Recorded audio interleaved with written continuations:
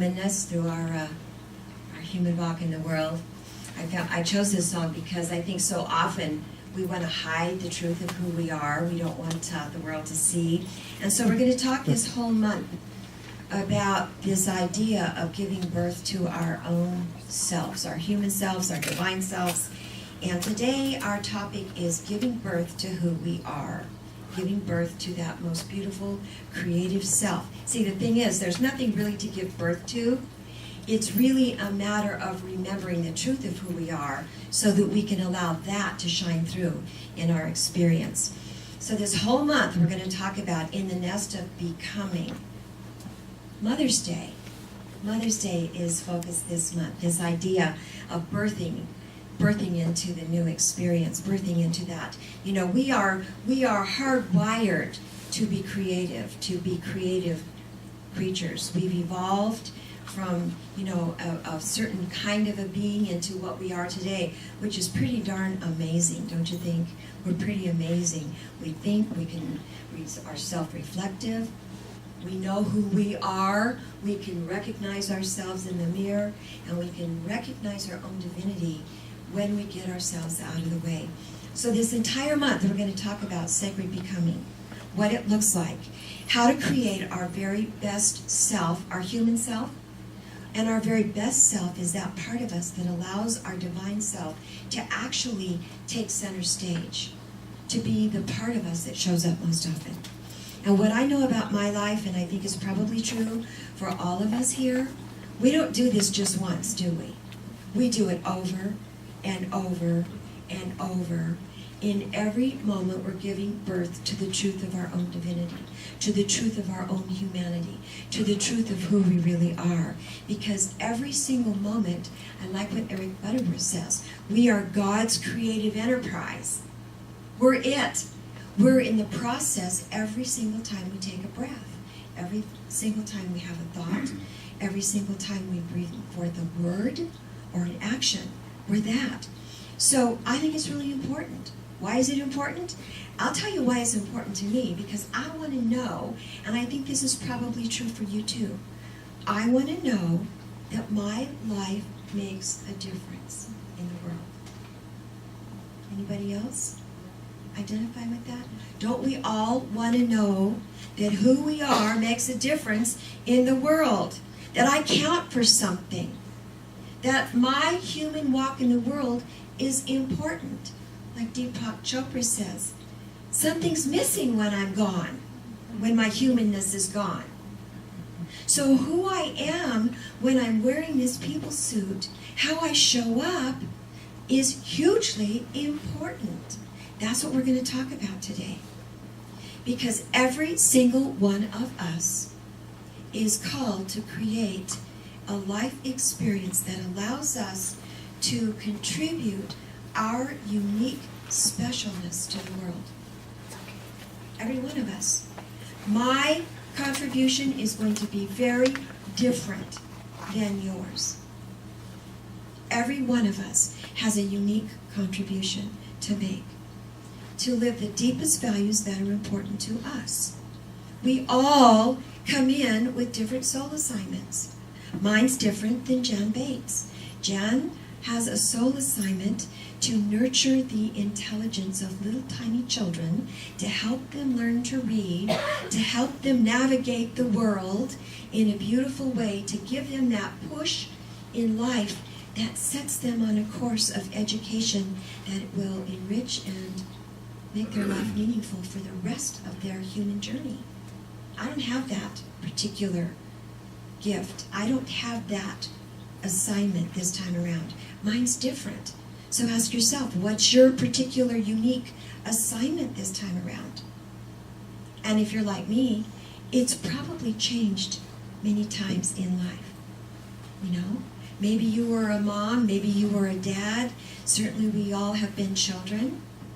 We all have had different assignments along the way.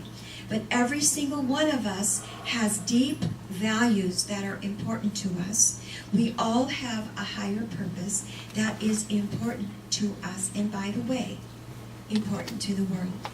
Every single one of us.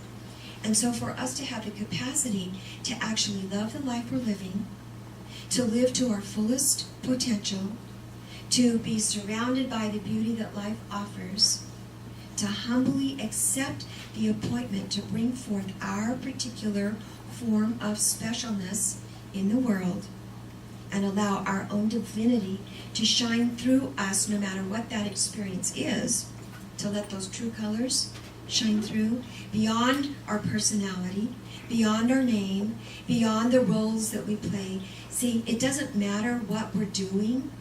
It matters how we're being within that doing. That's why we're calling it the nest of becoming. It's not the nest of doing that we're going to talk about here. It's the nest of becoming that we're talking about. And what my goal is, and what I'd like to invite you to consider, is that this human self that we're all here today, sitting in chairs, wearing clothes, ready to have potluck together for Cinco de Mayo, our human selves, this is the deal.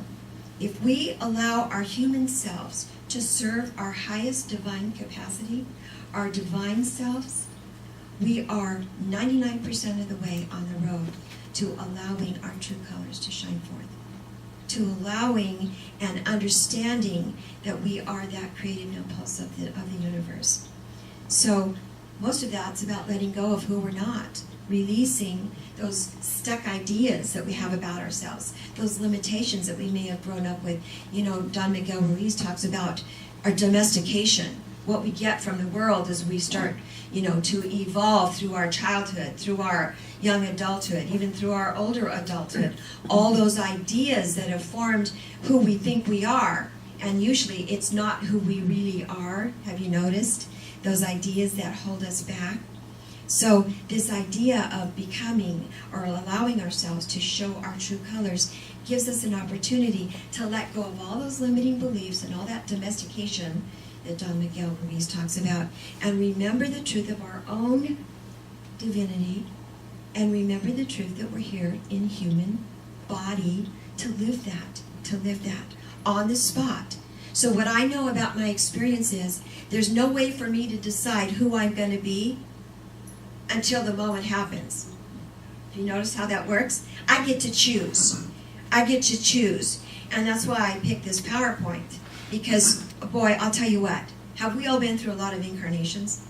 Have we been through those stages that the caterpillar goes through where it willingly enters into that chrysalis and liquefies itself? Who's been through a liquefaction process? I have. Matter of fact, I'm in one right now.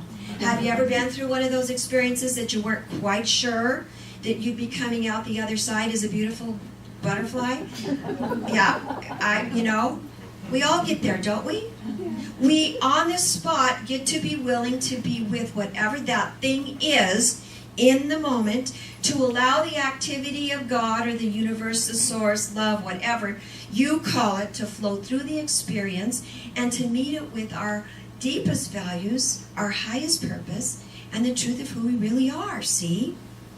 And guess what? Every single moment on the spot that we are responding, not reacting from the place of fear or anger or judgment or whatever those things are, the moment that we can react on the spot from that highest value, allowing that divine self to be the responder, guess what? Every single choice we make on the spot, in the moment, is going to determine what happens next. What happens next? If we're not successfully meeting the moment, it will have an effect on the next moment. Do you understand how that works? Yeah. So our work is to know that every single thing that happens on the path is important. We got to pay attention to the details as they occur. This is how we give birth to the truth of our being. This is how we recognize who we really are in the moment, on the spot, when it's tough and when it's not, and allow every single situation that we encounter to be that creative moment for us to birth our highest self. Ripe for birth. I love the idea that our authors are teaching us.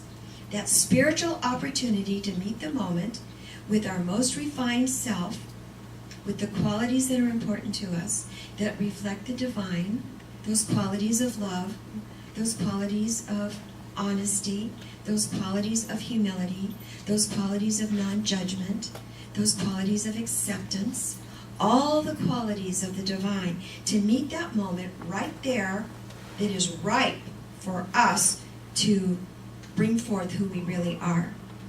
And this is what I know. It's different for every one of us. You know, if you look at life as a horizontal plane, and you look at your own timeline, and you have your own markers for things that have happened along the way, we have lots and lots and lots of opportunities to meet life on life's terms on the spot. For me, being a mom, giving birth to children, being a daughter, being a sister, being a minister, being an alcoholic, recovering from that. All these things along the way are part of our journeys. We've all got separate journeys. So think about what your markers have been and how have you met that on the spot. And if you're like me, some of it you've met beautifully and some of it maybe not so great. Maybe not so skillfully. Today, if you look back at your timeline, I'll bet you anything you might meet your on-the-spot opportunities in a different way. I know that's the truth about my first divorce. Well, no, my only divorce. Sorry, dear. I see Dennis back there sweating. My only divorce, sorry. I know I would do it different today because I'm different. I've become a different sort of person. I've awakened myself to parts of my divinity I didn't know about then. They were there. It's nothing new. I didn't add anything. I just got some stuff out of the way so that I could remember the truth, see? And I know this is true for all of us. Is it true for you? Yeah, absolutely. So what I want to do is I want to give myself an opportunity to embrace whatever that thing is that shows up, to give life permission to bring it to me. Bring it on. Let me see what you got next. Actually, that's really kind of scary. That's kind of a scary invitation because who knows what's going to happen next. And that's certainly the case in my life. But bring it on. Let me see if I can, meet this thing in the moment with my most divine self. Allow God to be the energy that I meet this thing with. That's the deal. Because every single moment is going to challenge me to bring forth my highest self. And that's the fact. That has been my experience. So if I give life permission to just bring it on, if I know that in advance, when it happens, I'm not quite so surprised. Oh, you again. There you are again. Oh, no, not you. As Thich Nhat Hanh would say, there's my toothache again. It's that stuff, right? But if I am willing, and this is the big word, I am willing to embrace whatever that thing is and remember who I am within it, my life experience is going to be a lot different. This week I was trying to think, okay, so it's all in the details. It's in the details. It doesn't have to be any really big thing. Now, I got some big stuff going on. I got some small stuff going on, don't we all? And so, but I was thinking, okay, so how did I meet this week? What were some of the details? See, it's really important to me. One of my values that I really like to live at a deep level is being present. I try to be as present as I can in every experience. Now, am I always successful? Probably not. But do I give it my best shot? Yeah, I try. And so I'm always I got my antennas up, I'm always kind of listening, I'm always real alert, I'm watching. I don't know why, but this is just kind of who I am. And so I was, this last couple of weeks, I've been driving children to and from school. My granddaughter and some other little children. And one of the days we stopped for yogurt. We stopped for yogurt. And as we were eating our yogurt, all kinds of goodies and stuff, I saw a mommy come in with 5 children. And they were ranged in age from little bitty to a teenage type. They all had these huge things of yogurt, and the mom, was checking out at the checkout stand, and she whipped out her American Express card, and the man behind the counter, and now, mind you, I'm trying to be present with my little crowd, but I'm like got my antennas on and everybody else, right? And so I'm aware, and she's got her American Express card out, and the guy goes, I'm sorry, we don't take American Express. So then she's fumbling around in her wallet looking for another form of payment. She didn't have another credit card, and she had no cash. And it was, now, my deepest value, one of my deepest values, and this is the truth, I believe that everything belongs to everybody. I believe that substance is here to flow through us as needed. Nothing is mine. Nothing is mine. It's all for all of us. And so I stood up and I said, oh man, I've been there before with American Express card. Have you? Yeah. And the guy's going, well, what, she goes, what do I have to do? And he's going, can you go home and, get money? And I'm going, oh my God, she's got 5 kids. So I got up and I gave her cash and I bought all these little children's yogurt, and it was not me doing something for her. Do you understand what I'm saying? It was the universe presented this situation. My deepest value is it's all God's. It's all God's. And I'm here aware, and I give her, it just happened to be the vehicle of money in this case. And you know what was really beautiful after this little thing happened? You know what she said to me? She said, I will pay this forward. I will pay this forward. And what really did make an impression on me was, isn't that what we say we're here to do in this community? Facilitate each other's becoming. Allow other people to shine through by our recognition of that divinity. So in my living from a deep value that I have about substance being everybody's, I gave her an opportunity to recognize that gift, to pay it forward, and to facilitate her becoming, and to demonstrate for at least 8 children and anybody else who might have observed that. Do you understand what I'm saying? And it had nothing to do with money. It was an exchange of love. It was an exchange of energy. It was the activity of God expressing in that experience. So, see, it doesn't have to be big. It does not have to be big for you to demonstrate who you are in your experiences. It's in every small detail. Everything. It's in every detail. Sure, it's in the big things. When we can allow our highest self to meet the big, tough stuff, that's awesome. But if we start practicing with the little stuff, the little details, guess what? That's where we are stepping into a practice of sacred becoming on the spot, moment by moment, where we are creating an opportunity to say yes to the universe no matter what it gives to us, so that we can actually transform the world we live in by transforming ourselves through spiritual practice that allows us to basically shine our own divinity, to pay attention to the quality of our actions. We don't have to worry about anything else. There's nothing to do. There's just to be. It's all about being. It's about expressing our divinity. It's about embracing this human aspect of who we are. It's committing to the process. We can't do this half-heartedly. We got to commit wholeheartedly to live from this place of connection and remembering the truth of our divinity. Pay attention to the little details. Pay attention to everything that happens as a spiritual opportunity. And I got to tell you, sometimes I don't like the opportunities that Spirit serves up.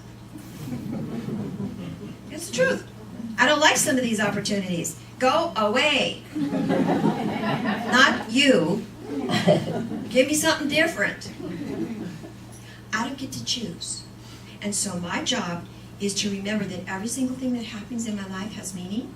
It has purpose. It's all part of the greater design that I don't know about. I don't need to know. God knows. And when I can do this, and I can really own this, then I can actually know that who I am and how I am in my life experience counts. That it makes a difference. That it made a difference in that tiny little instance that I was the one that was watching that poor struggling mom who later got in her Lexus and drove off. She knows about abundance. She knows about paying it forward. I was the one that had the opportunity to bring forth my highest value in that moment and make a difference. I make a difference in life, in everything that I do and who I am and how I am. I have something unique, and every single one of you has something unique and awesome and special, because every one of you and every one that you know, every one of us, is a unique expression of the activity of God.